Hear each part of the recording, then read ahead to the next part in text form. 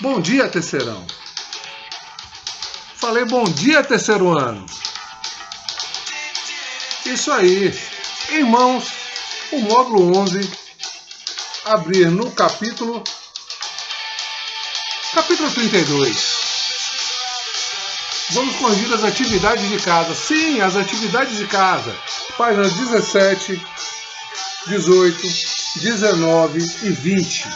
Beleza, galera? DJ, você tá animado hoje, hein, DJ? Lógico, ela no terceirão. E aí tem que estar animado. Vamos de Mr. Robinson.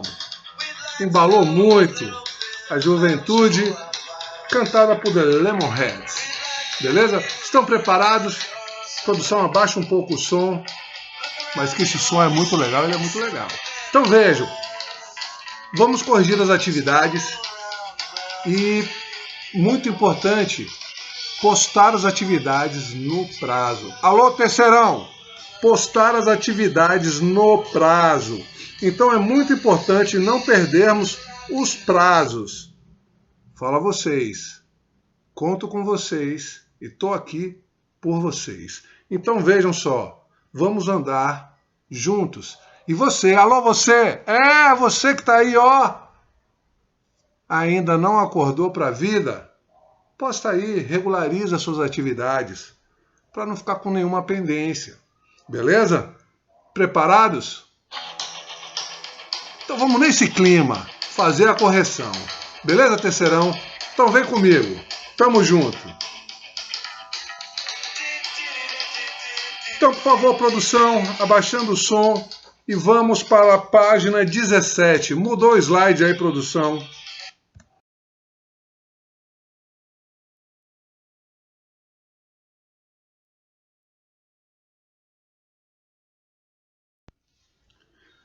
Página 17 na tela, questão 1. O início da década de 1930 foi marcado pela recessão econômica, uma decorrência direta da quebra da Bolsa de Nova York. Quais as consequências essa crise trouxe às economias da América Latina? Sim, nós latino-americanos sentimos isso na pele. Pois bem, a crise de 29, desvalorizou a exportação, enfraqueceu os mercados importadores, diminuiu os investimentos na infraestrutura. Então, teve uma queda, Então, vejam só, de outro lado, possibilitou nos países com mais recursos econômicos e populacionais a transição populista marcada pela nacionalização da economia e dos principais recursos naturais, assim como pela introdução de maneira controlada e pouco democrática das massas populares na vida política nacional. Então vejam, vocês compreenderam? Então, primeiro eu tenho que compreender que vai desvalorizar a exportação, enfraquecendo o mercado importador e diminuir os investimentos na infraestrutura, Porém, de outro lado, possibilitou nos países com mais recursos econômicos e populacionais a transição populista, marcada pela nacionalização da economia nos principais recursos naturais, assim como pela introdução de maneira controlada e pouco democrática das massas populares na vida política nacional. Então veja, foi o controle, nós vimos tudo isso, nas nossas aulas. Ou seja, controlar o populismo, nós vimos essa questão dos líderes, vimos com Getúlio, vimos com outros estadistas. Pois bem, questão 2. Muitos intelectuais, boa parte da imprensa e dos meios de comunicação e a sociedade em geral usam o termo populismo para caracterizar uma prática política contemporânea que relaciona as massas e o governante. Sobre o populismo, é correto afirmar que o termo é muito usado para manter um fenômeno político comum na América Latina entre as décadas de 30 e 60, sendo associado aos processos de industrialização, urbanização e a emergência de líderes carismáticos. Nós vimos isso, com o próprio Getúlio.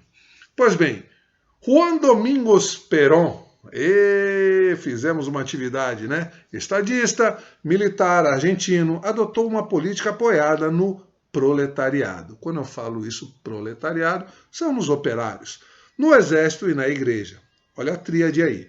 Apoiou-se no populismo de cunho nacionalista, lógico, inspirado em doutrinas fascistas de propaganda após a Primeira Guerra Mundial, conquistando o apoio popular.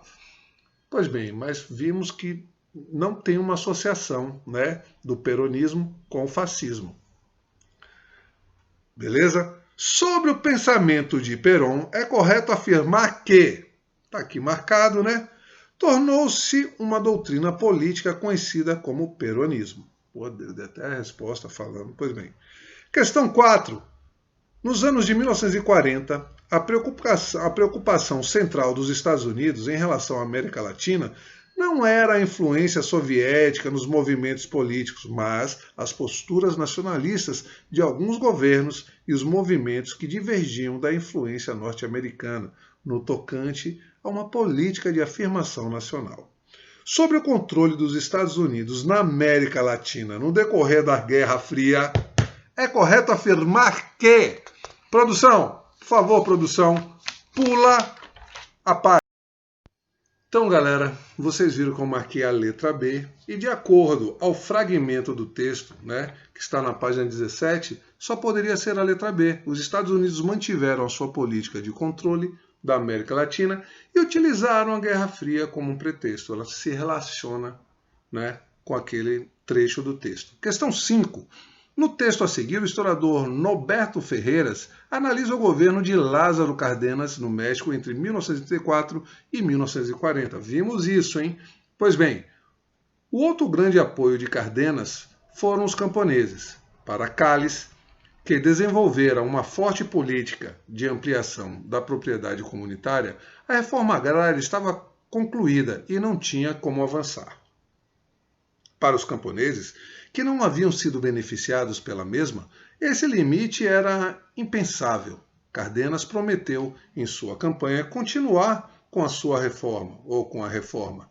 De fato, a reforma avançou a níveis nunca antes vistos e se concentrou no centro e no norte do México. Os aspectos da política implementada pelo presidente Cárdenas que são apontados no texto ressaltam as características do fenômeno do populismo na América Latina.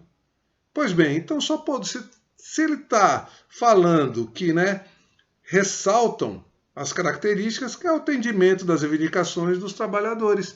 Vimos que o quê? Aconteceu isso com Getúlio e a mesma coisa com Cárdenas, né? Vimos isso onde ele vai se aproximar, vai prometer a reforma agrária.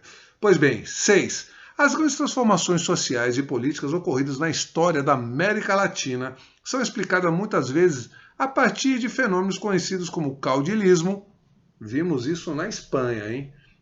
Caudilismo, né, na independência da América Espanhola. E o populismo latino-americano. Também vimos, né? Getúlio, um bom exemplo disso. Luiz Inácio Lula da Silva também.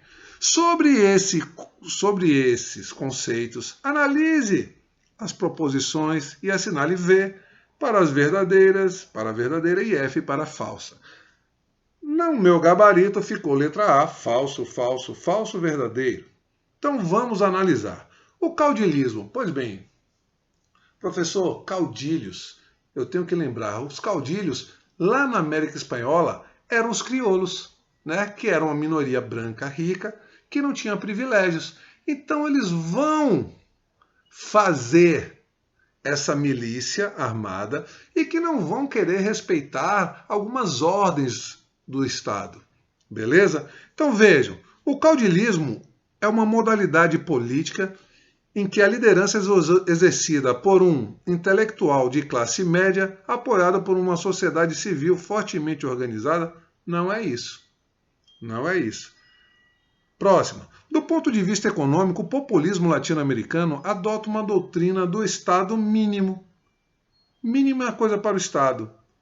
Cabendo os investimentos de infraestrutura ao setor privado, beneficiando sobretudo as empresas multinacionais. Falso. Gente, vocês têm que ver, é um apelo ao povo. ir contra a elite. Isso é o populismo. Beleza?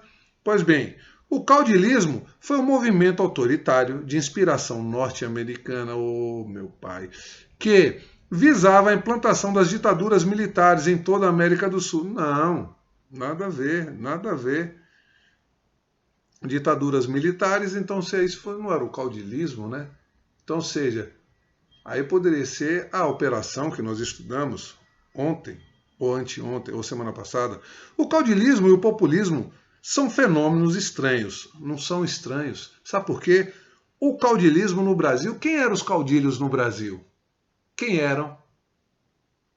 Quem eram? Bora, galera. Quem seriam no... Eu já falei, lá na América Espanhola eram os crioulos. E aqui no Brasil, quem eram os caudilhos?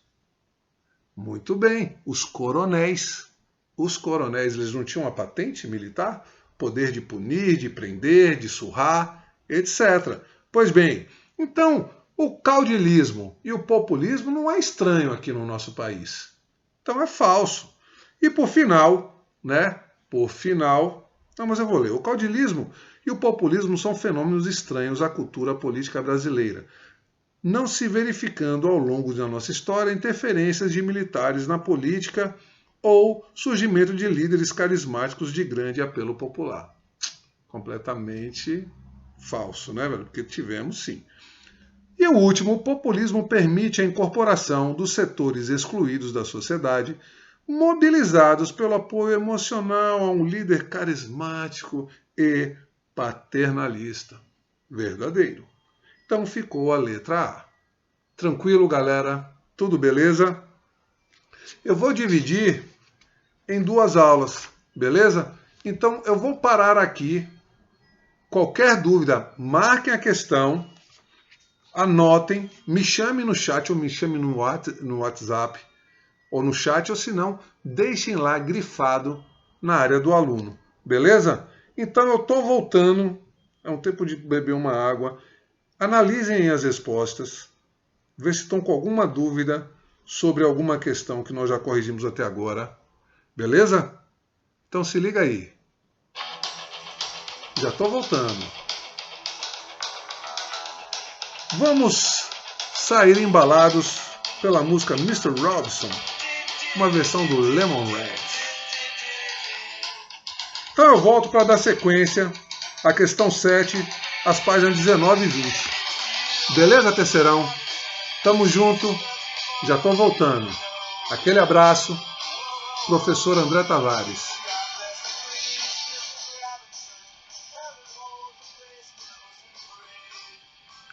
Importante, hein? Se tiver alguma dúvida, destacar.